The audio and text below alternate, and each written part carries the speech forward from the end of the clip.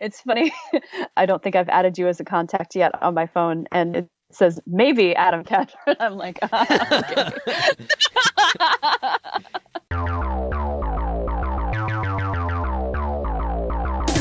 Hello, and welcome to Radio K number 9.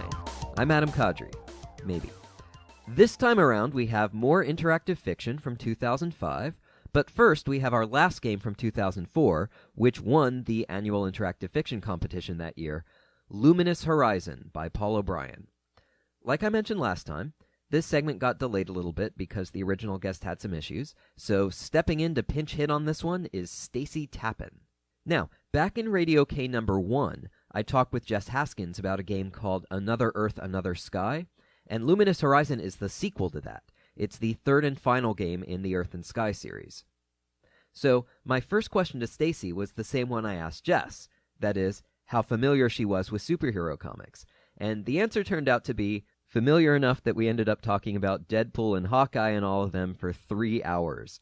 So, I figured I should probably edit that part out. I also asked Jess whether she had played the first Earth and Sky game, and she said that she had deliberately avoided doing so to see how well the second one stood on its own. But Stacy did play the first 2 Earth and Sky games before playing Luminous Horizon, so here she is to get you caught up. So the first thing you have to know about Earth and Sky 3 is that it's 3. There are 2 games that come before this, and much in the tradition of comic books, it's a serial story. So the things that have happened in the previous games lead into this one. So you have a brother and sister team who have discovered 2 super suits that their scientist parents have made as they are researching why their scientist parents have disappeared. And they go off with their suits on a quest to rescue them. And they have just gotten back from a trip to another dimension and discovered that a creature from that dimension, an alien scientist, has come through to our world with the aim of destroying it with biological tampering. And they're trying to rescue their parents from this creature. And their search has led them to the middle of a desert, and that's where we start off. One of the characters is able to fly, blast electricity, and create fog. This is Sky. And the other one, Earth, has strength, is able to punch things and lift heavy things, and also has a resistance to electricity. Theoretically has resistance to electricity. Oh, that's great. Yeah, I believe that resistance got taken away from him in the second game, perhaps? I'm not sure. Or has that never been tested? Oh, you can test it all right. In the first game, when you're playing Sky and Austin is standing there in his Earth suit telling you how to test your powers, you can type Zap Austin, and he'll scream, "Emily, wait, stop, what are you doing?" I did do that, but that didn't, for me, establish whether it was or not. It just established that it was untested. But here's the thing. Uh-huh. Austin will scream, "Don't do it." Uh-huh. You can do it again, and you kill him. Damn. And then it just says, star, star, star, you have killed your brother, star, star, star, the end. So... Damn, yes. Earth and Sky. Yeah, Wouldn't it be dark? Dude. You can actually kill him dead with an electrical zap in the first one if you really... Holy crap. No, yeah, I'm not surprised that I didn't try that because I generally don't want to kill my brother. That's interesting. Well, since we're talking about Earth and Sky 1, let's start there. Like I just said, in the first Earth and Sky game, you play Emily, Sky, and then in the second one, you play her brother Austin, Earth. In Luminous Horizon, you can switch back and forth between the 2 of them whenever you want. And in fact, a lot of the game is built around this mechanism. A lot of the puzzles are a matter of saying, like, okay, Austin, use your power. And now Emily, use your power. And now Austin, use your power again. And hooray, now the door is open. Let's go through. So what did you think of all this character switching? I enjoyed the strategy of changing, of switching the characters, figuring out who you want to do what, and also seeing the game through the 2 different characters' eyes. Because sometimes the descriptions are slightly different according to who is looking at them. And I found that was very interesting in terms of like replaying the game, to see the different dialogues and perspectives that they offered. And I felt like it could have even gone further in that direction, but I liked the idea of it. I will say that although smashing things is very satisfying, especially when you've been frustrated by puzzles in the past, I enjoyed playing Emily a lot more because it feels very liberating to be able to fly. She was able to access more places than Austin was. She could zap things, so she had an offensive power like he did, but she also had a defensive power, the fog. So it felt like she had like this all-round capability that he did not. And I felt more equipped playing Emily for most problems. And Austin, I sort of left until there was no other solution but brute force. I agree with you that the game felt like it was tailored around this conceit that you had to change characters and that the characters had to cooperate and they could only do it acting in turn in a specific order. But I mean, I feel like that was the point of the game, so it didn't bug me. There aren't a lot of games where you switch characters, as far as I've played. Maybe I just haven't played enough games, but it was a novel enough conceit for me that I enjoyed planning it out. Well, lots of things I want to say about that. I guess the first would be, you talked about preferring to play Emily, and now I kind of want to see a study to see who different players would pick as their default character to be, if any. Because thinking back on my own playthrough, it occurred to me that I actually did tend to switch back to Emily when there wasn't any particular reason to play Austin. And this is probably going to sound weird, but I think that some of that might be because it felt lighter. Like, literally, the somatic sensation of playing Austin and being sort of a ground-bound character made me feel heavier sitting at my keyboard. So I would actually switch back to Emily to sort of take some of that weight off. That is a really interesting observation. And I think it speaks to the success of the writing in that through the abilities of the characters, you actually kind of take on a bit of a feeling of what it's like to be them, which is probably why it feels liberating to fly in this game. It's because you feel that liberation through the writing. Of course, what we haven't mentioned here is that Emily and Austin are of different sexes, so I imagine that by saying that I defaulted to playing Emily, I'm inviting more pseudonymous commenters to tell me, this just goes to show that you're suffering from gender dysphoria. What? Yeah, well, this is the life I lead. But the thing is, I remember taking a class in college in which a guy announced to the class that he couldn't play a video game as a female character. Like, it just freaked him out too much. Wow. I thought that was pretty bizarre, but apparently it's not completely anomalous. Maybe as a female, I have a different perspective, but I didn't feel especially like Emily or Austin felt particularly female or male to me. I mean, maybe their sets of skills are sort of gender typical for superheroes, but there was nothing about either of them that sort of reinforced gender stereotypes.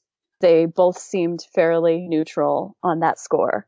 You know, neither of them expressed sexual interest in anybody. Neither of them dressed up particularly. In the first game, when you meet Emily, she's wearing like a sweatshirt and sweatpants. So it doesn't feel to me like they are written in any sort of gender typical way, apart from the skills. So yeah, it would be interesting to see if anybody actually reads them that way, because I certainly didn't feel that, I don't know, that, oh, I'm playing the girl now. You know, I didn't ever feel like that. Now, another thing you said that I wanted to respond to was about how smashing things was a satisfying change of pace from the usual IF puzzles. Yeah. And I'd go so far as to say that that's actually the number one thing that the Earth and Sky games have going for them. It is, in fact, a lot of fun to come up against the door, and instead of having to go poke through a million rooms looking under and behind everything trying to find the key, you can just beat the door down. Just smash it. Absolutely. And Emily, too. There's a panel on the ceiling, and in every other game, you'd be like, how am I going to get to the ceiling? But in this one, it's just like, fly! Okay! Fly! And there's the panel right there. It's like, yes! Okay. All right! So that is fantastic. But in terms of exploring the things that you can do with your powers, using them laterally like Rapunzel does in Tangled, or just playing around with them, there's not a whole lot of leeway for that. And that brings me to my big talking point about this game, and I guess this is as good a time as any for it.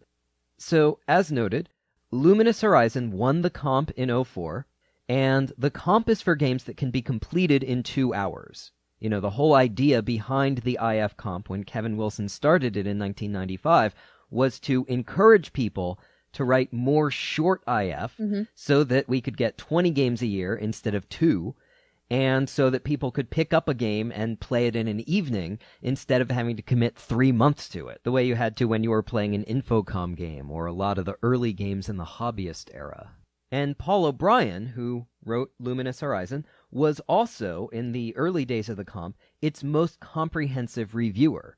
He wrote good-sized reviews of every comp game for the first 10 years that the comp was around. And one of his big complaints was that as soon as authors realized that comp games got played and other games generally did not get played, those authors would just submit their games to the comp no matter how big they were. And so a lot of games that went into the comp were way too large to be played in 2 hours, sometimes even with a walkthrough. And Paul was one of the few reviewers to call this out and mark these games down. So here Paul is practicing what he preaches. Luminous Horizon is not too expansive. And that's great. You know, a few episodes ago, I was complaining about The Dreamhold by Andrew Plotkin and how there were over 60 rooms full of stuff accessible right from the beginning. And that's just as far as I got before I just got totally overwhelmed and gave up. But it feels to me like Paul goes to the other extreme here. At any given time in Luminous Horizon, there are at most like 5 rooms you can go into, and only 2 of them have anything in them. Most of the time, there's only one useful thing that you can do, and a lot of the time you can't even leave the room. You just have to sit there and try things until you hit upon the one thing that will advance the plot, or until your sibling just tells you what to do. You can't go somewhere else and work on a different puzzle, because it's one thing at a time. Yeah. Well, I mean, it seems to me like most IF is linear like that, in that you have to solve this thing before this thing can happen. But I think you are a little bit more limited in your options in this game.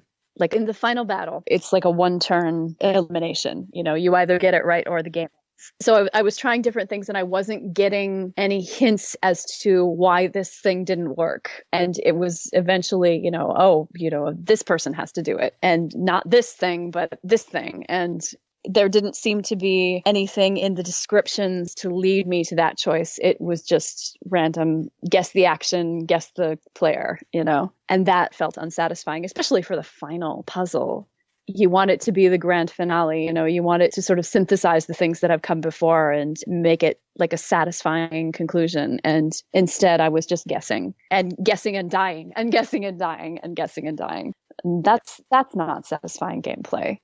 I kept guessing wrong, so what I ended up doing was talk to sibling, get hint, die, because you get the hint and then it's too late to use the hint, so you die, and then you undo, and then you do the thing as if you had known the hint all along. God, I didn't even think of talking to sibling. I just was trying because you would die. So what would be the point? Well, since we seem to have moved on to talking about individual puzzles, let me ask you about this.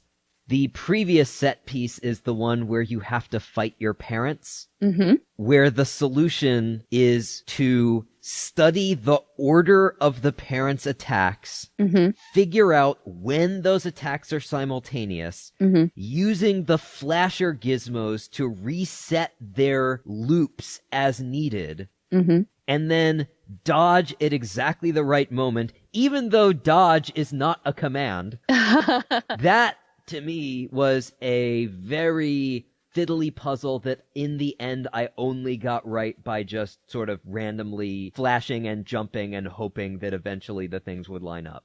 What did you think of the fighting your parents puzzle? That is an interesting puzzle because I figured out that was what you were supposed to do. And then the parents' things aligned on their own without my having to flash them. Oh. I was like trying to work it out. Okay, who needs delaying here? What do I do? And so I was pointing it at it and I was getting ready to do it. And then all of a sudden it aligned. And I'm not sure what exactly I did. I was changing characters. I was jumping. I was flying. But whatever I had done apparently synced them enough that it solved the puzzle without my having to delay either one of them. And that is an unusual approach, is that you can solve the puzzle entirely by accident just by doing random things. Now I'm wondering whether anyone solved this puzzle except by accident. I did use the flashers, and I knew I was supposed to use them to reset the loops, but I didn't know how to do that. When I tried to do it on purpose, my timing was always wrong. I only solved the puzzle, if you can call it that, by using the flashers at random times. And yeah, that is a little bit unsatisfying. I felt that it was really hard in that instance to keep track of where people were and what they were doing, especially when you were changing characters.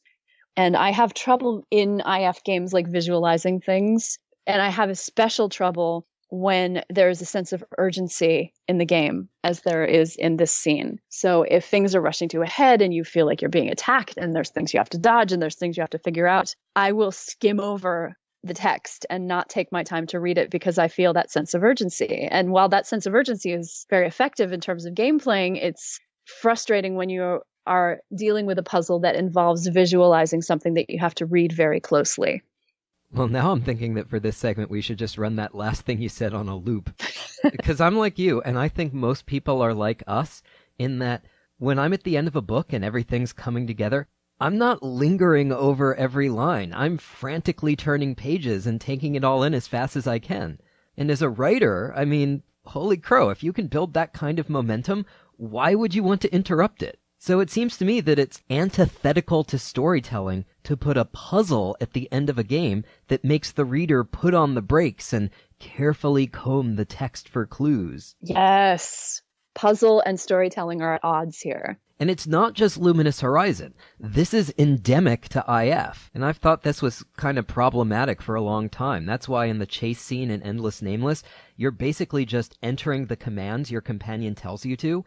I wanted players to be pounding in commands as fast as they could type, or it doesn't feel much like a chase scene. But who knows? Maybe this advice is anachronistic since Luminous Horizon is from 2004, and maybe in the 13 years since then, IF writers have started to pay more attention to pacing. But speaking of pacing, we're almost out of time, and so to start wrapping it all up, let me ask you this. This game won the comp. Not the whole Earth and Sky series, but just this part of it. So the question is, did it deserve to? Does Luminous Horizon stand on its own? Again, I feel like Earth and Sky 3 would stand on its own, but I think it's a lot better if you play the first two games. You have more of a background and investment in the two characters. And even though it will tell the whole story, I think having been able to play both of them in the previous games gives you an appreciation for them in the third. Well, you say it'll tell the whole story. Putting everything else aside, what did you think of Luminous Horizon as a story? It feels a little thin. You don't get a lot of background for the villain besides general mustache twirling, I'm going to take over the world. So that feels a little comic book cliche to me. I think the idea of kids going to find their parents makes them more invested in it than it would be just, oh, we have to save these scientists. So that in itself gets me a little bit more invested. But I felt like the driving force behind the story was a little pastel colored, it's a little surface. And I agree, but I would say that about the whole series. What I'm getting at is that on top of all that, I think Paul has introduced other issues by dividing Earth and Sky up into 3 games and saying that each one stands on its own. Because Earth and Sky has a 3-act structure very much like the script to a summer movie. The first Earth and Sky game is very much an Act 1. It's all set up and not a whole lot else. And the second one is very much an Act 2. It is a substantial adventure, but with very little in the way of setup or resolution. And this one is just the resolution. You locate the bad guy's base, you go into the base, and you fight your way through the base. And that's the whole game. And, when I was in high school, the one role-playing game I ever played was Champions. And the 14-year-old dungeon master who I played with generally did not come up with storylines that were all that compelling. They literally would start off with, you're sitting around your headquarters and the phone rings and you pick up the phone and it's the bad guy and he says, "Let's fight." So you go out to a field.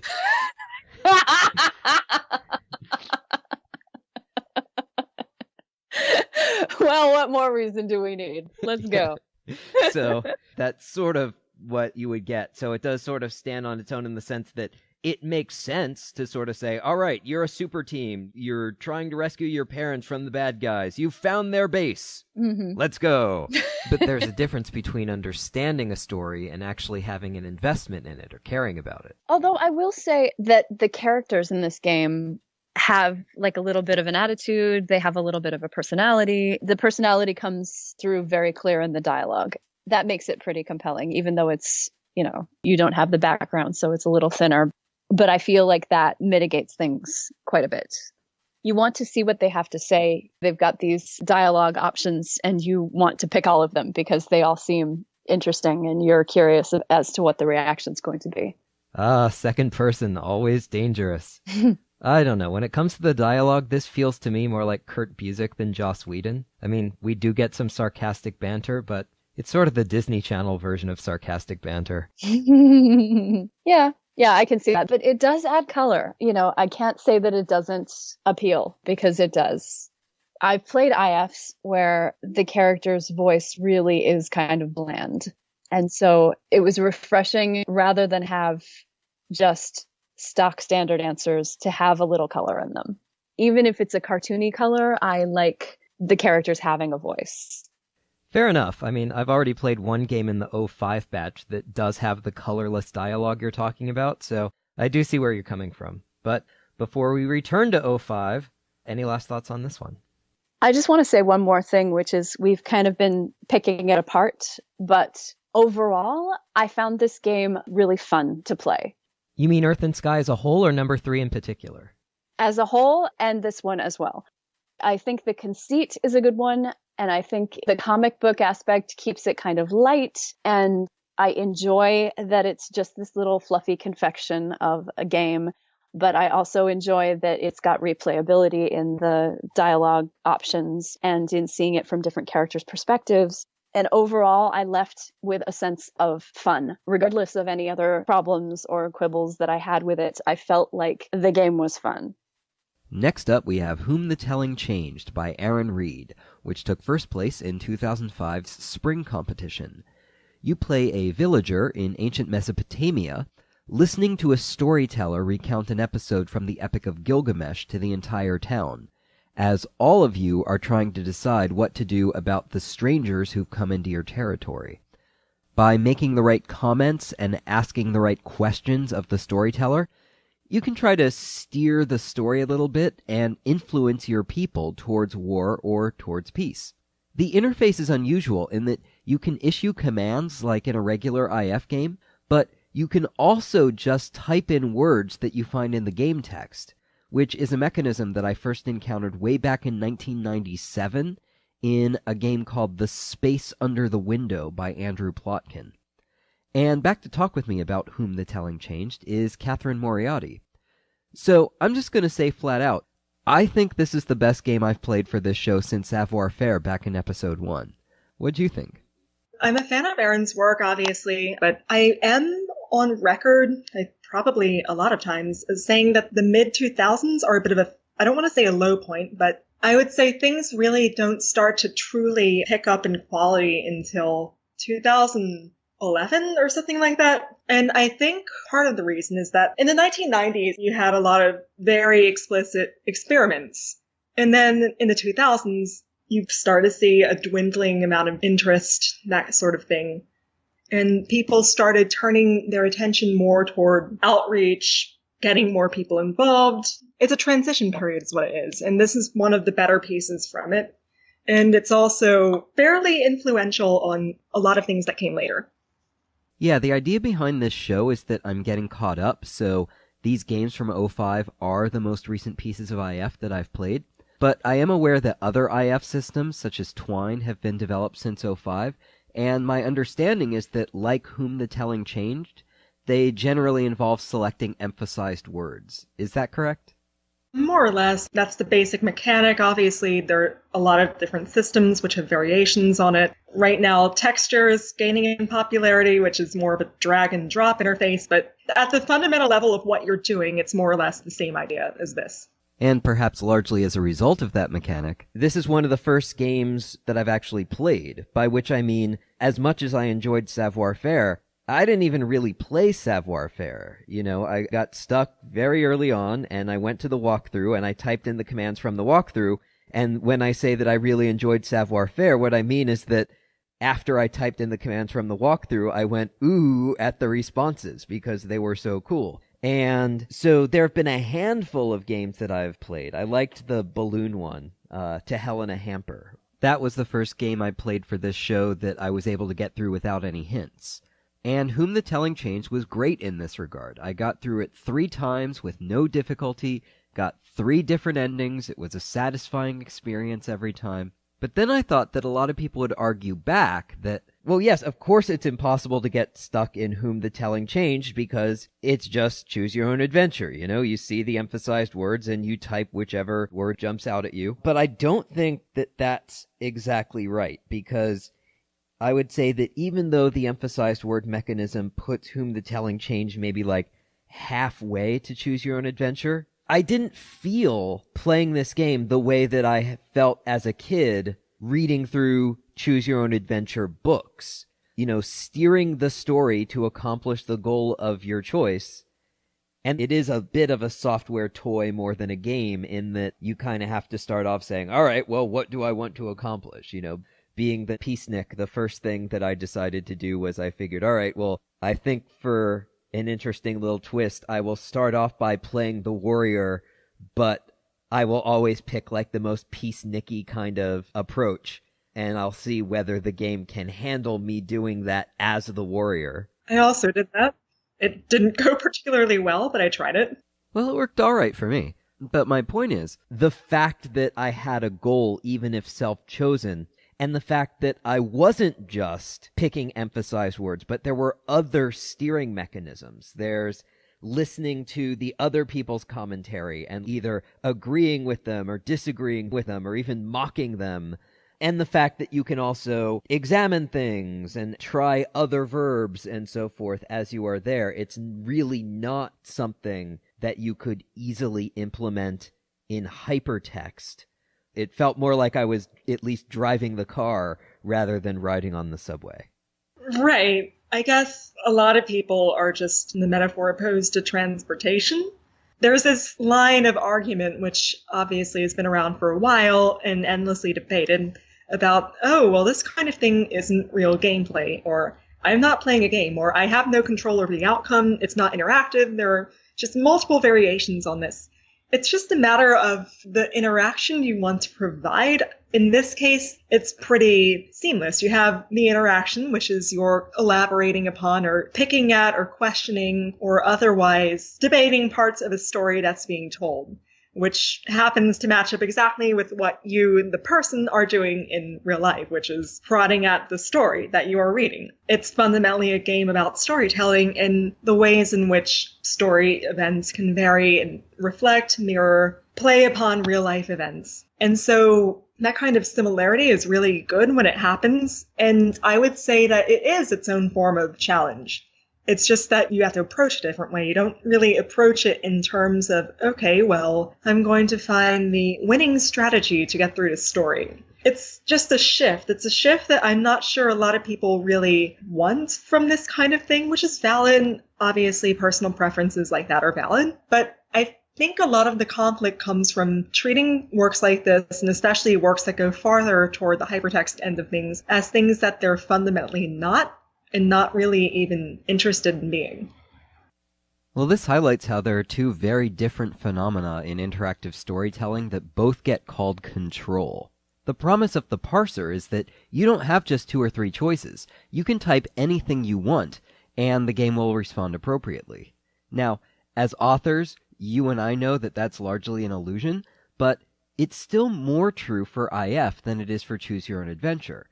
But while you have a lot more control over what exactly your character does in IF, you generally don't have a lot of control over the story. There are exceptions, but generally the story is that once upon a time there was this adventurer who went someplace and solved some puzzles, and maybe if it's a longer game, the adventurer then went to a different place and solved some other puzzles. Whereas in Choose Your Own Adventure, you don't get to come up with anything yourself, but you can follow different paths to all sorts of places. Or to use another analogy, in IF, you are a chef, with apologies to Dan Shivitz. Like, you're given some apples and some flour and sugar and butter and cinnamon and things, and you're told you have to make an apple pie. But you can go about that however you want. In Choose Your Own Adventure, you're just ordering off a menu. But you don't have to order the apple pie. You can order chocolate cake or flan. So, which gives you more control? Depends on what you mean by control. Whom the Telling Changed hit a sweet spot for me. No pun intended. By allowing more turn-by-turn control than Choose Your Own Adventure, but also more power to shape the story than most IF. Right, and in this it makes it very explicit. It just prints out the story that you facilitated, more or less. There's probably a more exciting word for it, but it gives you the story that resulted from what you did, just told more or less in the same fashion as the rest of it. It produces something that would stand alone if you're reading or telling it as a story, whereas with a lot of puzzle games, you can't really do that. Your story would be something like, oh, well, I just kind of unlocked a door, and then I just went into this room, and I just unlocked this other door, and I gave this key to the guard, and it's just not compelling as a story. Even if you have another story that it's in service of, the fundamentals of what you're doing just wouldn't work. Yeah, I really like those recaps. I'm actually a fan of recaps in general. You know, when I was a kid, I loved getting an instant replay on Food Fight. And I was impressed by the level of detail that Whom the Telling Changed put into the recaps. Sometimes it was not super accurate. Like, it did not pick up on the fact that I was trying to be a peacenik as a warrior. In its little recap, it said that I started off wanting to kill the newcomers, and that wasn't true. But I wrote this down in my notes here. I did not actually make a lot of notes as I went, but I did write this down, that my first time through, the original storyteller tells me, "You made your case for peace tonight, but when a moment to prove yourself came, you did not act. Were you afraid?" And I wrote down, wow, that's a pretty sophisticated tracking of events. I was impressed by that sentence. Well, when you mentioned not picking up on your intentions, that's probably, I would say, the number one complaint about this kind of storytelling, especially keyword-based storytelling. And I speak from experience here. I have one piece that uses a similar mechanic, and that's always the complaint, is that they don't know how what they are clicking or typing affects their output. Or perhaps their output is something that they weren't anticipating. And that's not really something that has an easy solution. If you're making something like this, you have to grapple with it in some way. I would say one of the more common ways around it is to present such choices as very explicit, obvious, this is a moral choice moment. I'm trying to think of a specific example here, but I believe there's a moment where the demon you're fighting surrenders, and it says, well, I wonder whether it was courage. I wonder whether it was cowardice. The thing about this, though, is that it kind of conflicts with another principle, which is that if you don't make this kind of thing incredibly obvious, then nobody's going to have any idea about the connections, even if to you they are completely obvious that it's almost embarrassing to write them. However, again, the more obvious you get in your writing, the further it gets from, I don't want to say quality per se, but it just removes any kind of subtext or nuance. And there are a number of moments when these things came up, and my thought was, I recognize this is a moral choice, but it doesn't really sound like anything a person would think. I don't really buy that these are the character's thoughts in this moment, but there's not really an easy way to do this without compromising on one level, but I can see why this was the one that was chosen.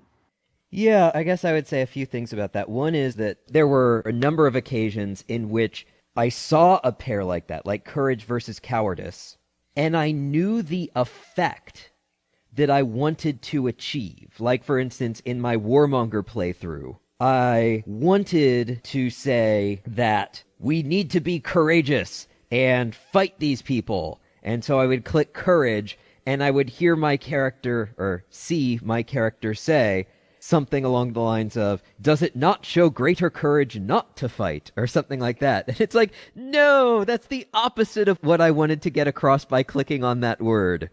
Right, that's part of it. Or another variation is, I can't see how this particular word provoked this particular response. I understand this complaint. I understand where it's coming from, but it always makes me a bit frustrated, possibly, because in a lot of ways, that's kind of what I'm hoping to get out of things. And it's also true to real life. You don't always know how what you're going to say is going to affect things. Sometimes it has completely different consequences. That is a very good point. That is a very, very good point. Yeah, to say the least, right? And if you're approaching it as a game, then that is a major problem. Like, if you're thinking of it as this is a game, I need to win this thing, I need to do whatever it takes to beat this game, then yeah, that's going to be a major problem for you. But if you're going through a story, then not so much. You don't read a book and then get angry at it for not progressing the way that you thought it might go. Some people might, but that's not really... Yeah, I was going to say, I think that the entire fanfic industry is based on the fact that people do that. Right, but they don't necessarily expect that it's going to be inherent to the book. Right. Jennifer used to say that she wanted a button on her remote control that would make whichever characters were on screen at that moment start to make out. And while most fanfics seems to operate on that exact principle, the difference is that TV viewers don't think they have that button already, and IF players think they do. And it occurs to me, in saying that, I'm thinking of IF players as a them, because I've spent so much more of my life writing IF than playing it that I automatically look at these things from an author's perspective. But I haven't actually written anything like this. I've never tried writing a game based on keywords. I would guess that it's like a conversation tree writ large, but I don't really know firsthand. This kind of writing is very difficult.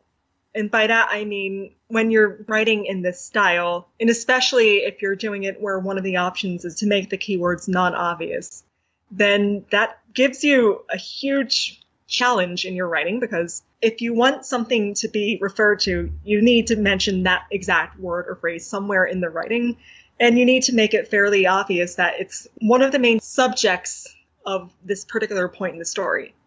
But the other thing is that although you're limited to what's there, that's still a lot. And it's just this huge amount of things to implement, which is far more than any parser game could ever be.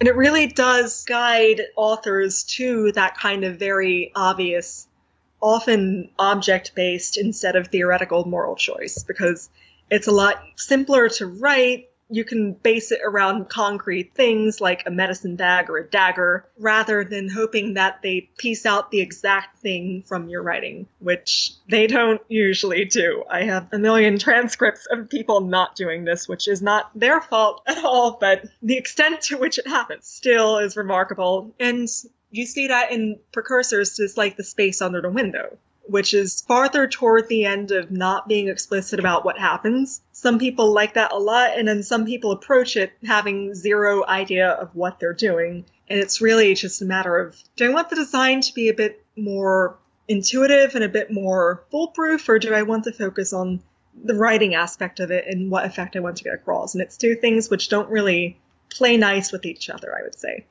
Well, as I recall, and it's been longer than I would like to admit, the space under the window was billed as interactive poetry, right? Right. It was one of those things where, yes, you pick words, and remind me, there was no emphasis function in Space Under the Window at all, right? You actually Not that I remember. Yeah, you were forced to sort of look at it and pick what you wanted. And you never really knew what sort of response you were gonna get. It really was just sort of matter of hope and see, whereas I got the sense in Whom the Telling Changed that you really were supposed to have a sense of, accurate or not, of if I want to steer the story in this direction, I'm going to ask the teller a question about this thing. But if I want to steer the story in another direction and try to change the other tribespeople's minds in a different direction, then I'm going to ask the teller about this. It was somewhat more goal-directed and, prose versus poetry, even if the prose was in this sort of mythic voice that sort of straddles the line between prose and poetry. That's one of the reasons why a lot of works of this nature are poetry, because it has the same constraint. You need to make every word count. Mythological stories don't necessarily have that, but they do have the same sense of gravity, I would say. And I guess that's a reasonably good transition to talking about the actual content of this game. I had some trepidation early on with all the references to the people and tents and fire pits. I was worried that this would turn out to be some sort of unspecified prehistoric dream time, Neolithic, quote-unquote tribal. Yeah, animistic with some sort of generic mythology with the river god and the tree god and all that. And my interest jumped a lot when I discovered that, no, this is set in a particular time and place. It's post-Akkadian Mesopotamia. And I don't know, for some reason I'm much more interested in ancient history than I am in anthropology, even though I recognize that in a lot of cases the boundary between them is blurry or even non-existent. But yeah, call it history instead of anthro, and suddenly I do want to learn about post holes and granaries. Yeah, I'm not much of a fan of fake history, mostly because a lot of it tends to be very vague. A lot of it tends to be very bad, so I did appreciate that it was grounded in a real historical time period. It probably also helped with building the world, since you have the world. It actually existed. And there is a way to look up what things were like as far as we know in 2017 now, but in the mid-2000s then. And the other reason I would say that it does help is because I don't want to say most people have encountered the story of Gilgamesh, because they probably haven't, but it's something that can be encountered. It's something that you can look up and be familiar with the basic story. And I think that's crucial, because if you're trying to figure out what the story is at the same time that you're trying to figure out philosophical questions about it, it just wouldn't work as well. Like, it assumes that there's this basic familiarity with how things are probably going to go, just at a very broad level. Yeah, for me it hit a sweet spot in that I had a vague familiarity with Gilgamesh, so it was recognizable, but it wasn't like one of the Greek myths I've heard 10,000 times. Right. One thing I find sort of interesting is that I've been listening to this world history course as I drive around for my day job, and the professor made the point that for every Sumerian tablet about Gilgamesh and Enkidu, there are around 100 about divining the future by examining sheep livers. But we only hear about the mythological ones because storytelling is still important to us as a culture, and divination is not really. But yeah, I will say that if nothing else, Whom the Telling Changed did make me want to read the book that Aaron Reed mentions in the afterword. I actually do want to know more about daily life in Sumeria now. It's like the end goal of all educational IF, right there. It's like, oh yeah, I do want to read this book. This has done its job. But this isn't really educational IF, though, at all. In fact, it isn't remotely. And that's kind of I don't want to say my complaint, because it's really more a matter of personal preference. I feel that this is a story mostly about the aforementioned philosophical points, which have many parallels to politics, but I'm not really going into that because I kind of value not being collapsed in a heap for the rest of the day. So there is that. It's interesting that the precise question the game poses of how do we deal with newcomers whose ways may not be entirely like our ways has so much more immediate resonance in 2017 than it did in 2005. It's an odd coincidence that you and I just so happen to have played this game during the whole travel ban fiasco, and more largely with rabid xenophobes having just taken over the executive branch of the government. Or for that matter, the question of, well, is it even possible to reason with these people? Do you just have to fight them? Do you just have to punch the Nazi, or can you reason with them? Obviously, it's a bit more morally gray than that, but the question of how much violence is acceptable and what even constitutes violence in context is definitely something that's at the heart of a lot of discussions about current events at the moment. I'm sure we can all extrapolate upon those current events. The reason I bring this up, though, is because I think that the focus on that comes a bit at the expense of the fundamentals of the story. For instance, you're presented with an enemy and a lover, and for most of the story, that's more or less what they are. It does the thing where you look at your lover and it just says something about how much you're fond of them and how familiar you are with them, which on the one hand is preferable to certain things you can do with descriptions like that, but it does have a bit of a distancing effect. And then the rest of the story doesn't really expand upon that, which leads to problems when one of the possible endings is that your lover dies. And that's supposed to be a major emotional moment in the story, but since it's more about the philosophical points of the story, and we haven't really had much time to even know who this person is, it doesn't really have much effect. Well, I mean, that and the fact that it's a really common trope, but, there is that. Yeah, that's a fair point. I'm still going to give this game a thumbs up in that I think that it succeeds at what it sets out to do, and I thought that what it set out to do was really interesting. But yes, if you're looking for character development, you're not going to find much of it here. But, the game doesn't even signal that that's something that it's really interested in, and, not every game can do everything. But put it all together, and it sounds like here in episode 9 we finally found a game that I liked more than the guest. Would you say that's the case? I did like this work a great deal. It might not be as up my alley as a lot of IF works, but I certainly did like it. It's fairly solidly implemented. I only ran into one bug, which, again, I haven't seen the code, but what I assume is a fairly intricate tracking mechanism is quite impressive. And again, it's very highly influential on what came after it, so I do respect that as well. Okay, well, I guess I'll be seeing that for myself in the years to come. All right, we have a few minutes left, so let's take a quick look at Beyond by Roberto Grossi, Paolo Lucchesi, and Alessandro Peretti. It tied for second in the 2005 comp, and back to talk about it with me is Melissa Ford. And both of us gave up on this one. Why don't you start off talking about why? Okay, so I'll admit I chose the game because I really enjoy horror, and this one was a horror mystery, and so I said, sounds like a great fit. And I have to say that my reaction is very much a personal reaction due to my life experiences. And I recognize that, and I think that's an interesting thing to talk about, which is what we bring into playing a game, because the author can't always know what somebody else is going to react to, because they have no clue, but their players come to the game already having experienced. So when I sat down to play the game, we're a few seconds into the game when you find out you're playing as an unborn fetus. So you've never been born, but then the unborn fetus describes themselves as dead. So one would argue that someone who has never been born can't actually be dead. It's hard to say what is translation and what is thoughts about embryos being placed into the game. So you're told, yes, you're dead. You've never lived a single day in your life. You died while you were still in your mother's womb. And we're told that it was maybe an accident, or maybe your mother just didn't have enough courage to let you come to life. But I brought into this a history of recurrent pregnancy loss. So immediately I was bringing in that emotion, and my heart just was not into it because it felt really cheap as a plot device.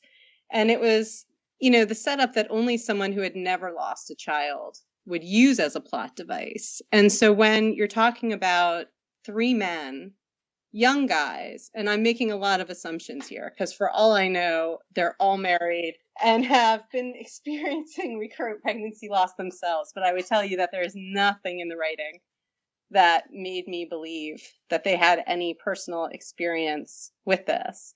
It was very off-putting. And I think you have people who get so excited over the idea of the plot device that they phone in any research or firsthand accounts and really understanding what they're doing to lend it that truth. And that lack of truth made it feel really cheap.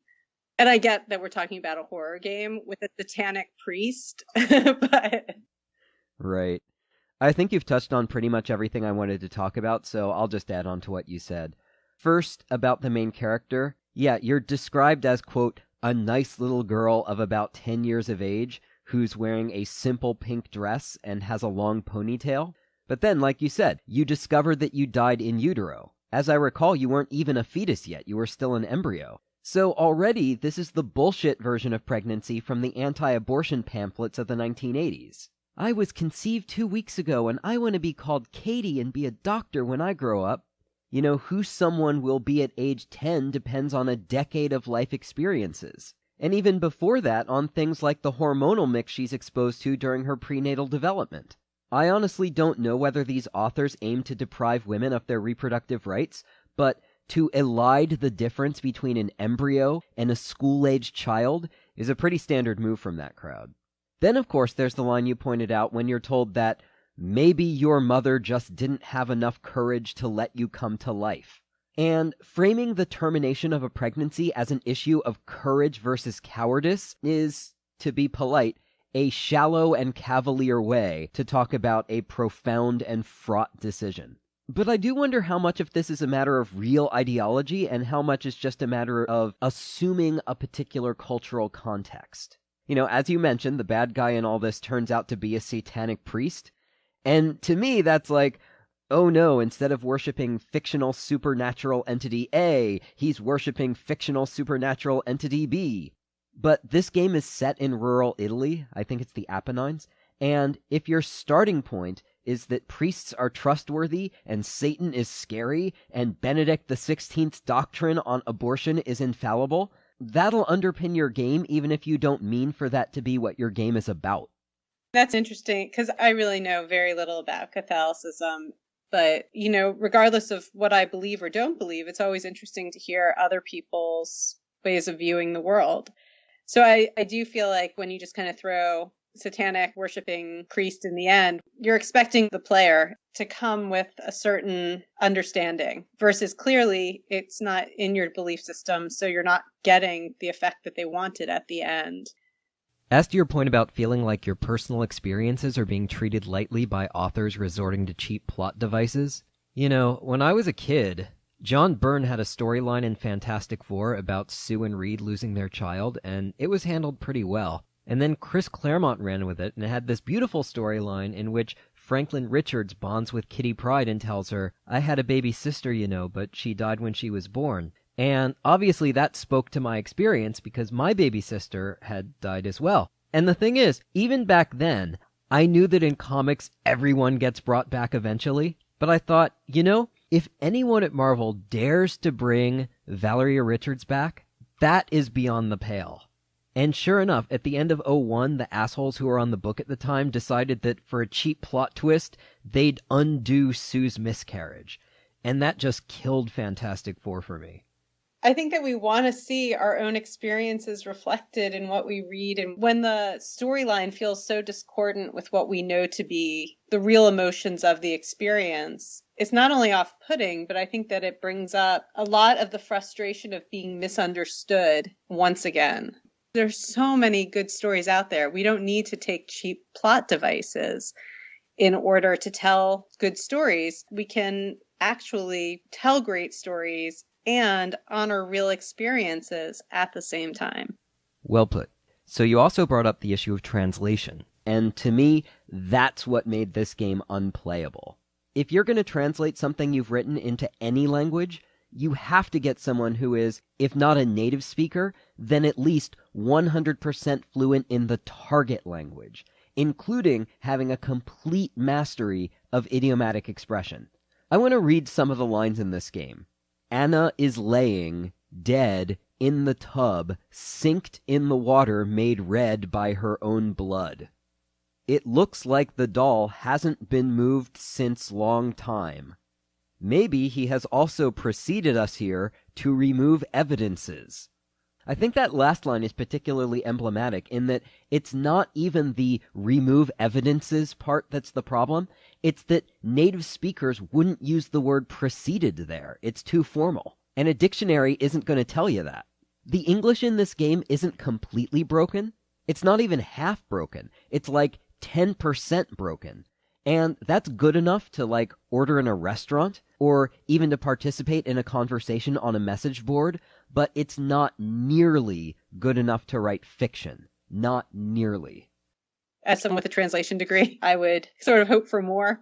Translation is an art form. as much as the writing itself and choosing how you're going to translate, especially sort of the idiomatic parts of a language. Do you go for a literal translation? Do you convey what somebody reading it in its native tongue would understand? I thought it was a little bit of a clunky translation, but I was willing to forgive it in this free work. I would say that if you want your game translated, you should hire a translator. But you paid nothing for this game. How are they supposed to fund it? I don't think they even needed to hire someone who knew Italian, though. Maybe things were different in '05 than they were a few years earlier, but back in my day, if they had gone on the news group and posted, "Hey, in the name of cross-cultural IF, can someone turn our attempted translation into something truly idiomatic?" I'm sure they would have found a volunteer.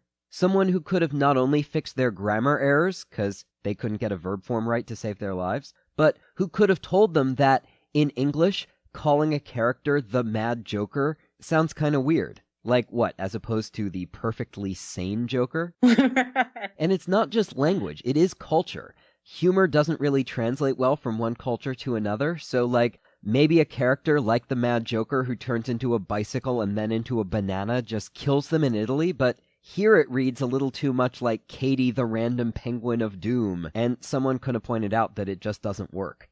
But on top of that, they could have used an IF-specific editor to point out this game's flaws as a piece of IF. So much of this game is conversation-based, but the conversations could not be more perfunctory. The dialogue options are things like, "Any evidence? Any witnesses?" Though that's probably for the best, because when they do try more than that, they end up with options like, "What about the man meeting the suicide girl?" But that's actually a secondary issue. The primary issue is that if you look at the walkthrough, it just says, "Select all options. Select all options." So you don't make any meaningful choices in these conversations. You basically get to decide whether to greet the characters before you ask, "Any evidence? Any witnesses?" So I got bored of this very quickly and just slogged through the walkthrough to the end of the game. When exactly did you decide that enough was enough? So there are these interludes where you go back and it keeps reminding you who you are in the game and why you're there. So it was after the second one that I just said, I can sort of see this is just more of the same. I've gotten the feel for the game, and was that picked as a stopping point? No other reason than I had been playing for 2 hours and said, I'm not enjoying this. And this was originally a comp game, so you were actually supposed to stop after 2 hours. And I think we can stop here. And that wraps it up for Radio K number 9. Many thanks to my guests, Stacey Tappan, Catherine Moriarty, and Melissa Ford, and to the authors of the games, Paul O'Brien, Aaron Reed, Roberto Grassi, Paolo Lucchesi, and Alessandro Peretti. And thank you for listening. Bye for now.